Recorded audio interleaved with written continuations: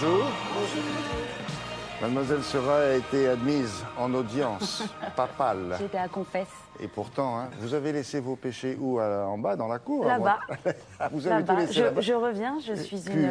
Exactement. C'est formidable. Pour la première fois, c'est vrai, le Vatican a autorisé non seulement la visite de Myriam Seurat, mais la présentation au public de ses archives secrètes. Il faut quand même préciser d'une partie de ces archives secrètes, parce qu'il y en a quelques-unes qu'elles vont garder planquées pour toutes deux raisons. Alors, il s'agit de documents originaux, il y en a beaucoup? Oh, il y en a plus d'une centaine.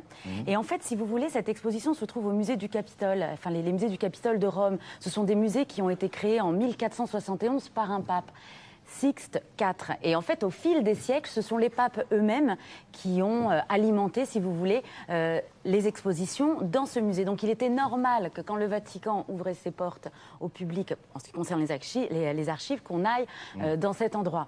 Alors c'est juste incroyable. C'est la première fois dans toute l'histoire du Vatican qu'on ouvre au public les archives du Vatican. Et juste pour la petite histoire, les vraies archives du Vatican, elles sont où? Elles sont sous la chapelle Sixtine. C'est Jean-Paul II en 1982 qui avait inauguré cet endroit. Il y a 2 étages. En fait, il y a 85 km de linéaire d'archives. C'est juste incroyable. Donc on y voit des parchemins, des lettres. Alors ça va d'une lettre de Marie-Antoinette qui est en prison, qui écrit, ça va d'une lettre de Mozart. Qu'est-ce que fait la lettre de Marie-Antoinette dans les archives du Vatican? Quel rapport? Elle demande au Vatican d'intervenir peut-être? Oui, exactement. Mais alors ce ne sont pas, si vous voulez, c'est pas une exposition qui parle uniquement des papes.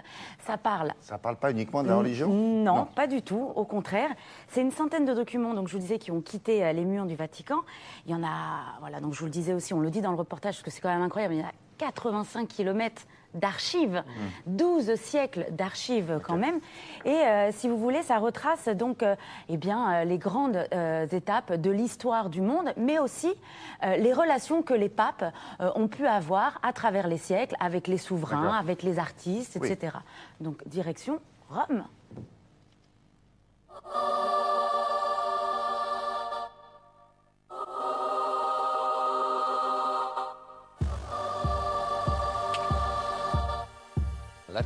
Les archives secrètes du Vatican renferment des documents extraordinaires qui couvrent une large période du 8e au 20e siècle, c'est-à-dire 12 siècles d'histoire.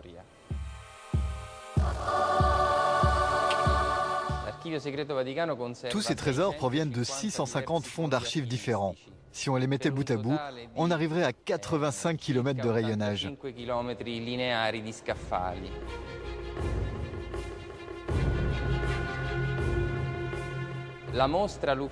L'exposition Lux in Arcana a été organisée pour le grand public. On découvre dans ce fonds exceptionnel des documents du Vatican, bien sûr, mais pas seulement.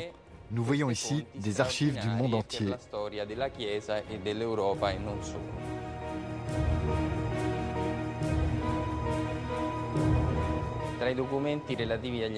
Une partie de l'exposition est consacrée à la vie des artistes. Parmi nos œuvres maîtresses, nous avons une lettre de Michel-Ange et une autre adressée à Mozart pour l'attribution d'une décoration pontificale.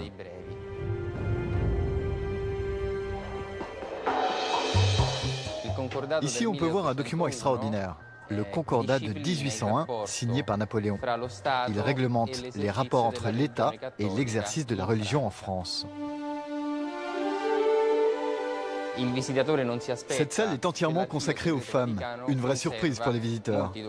Il y a là une lettre de Marie Stuart, écrite au pape Sixte V avant de mourir. Et ici, un billet non daté et sans destinataire, mais authentifié de la main de Marie-Antoinette.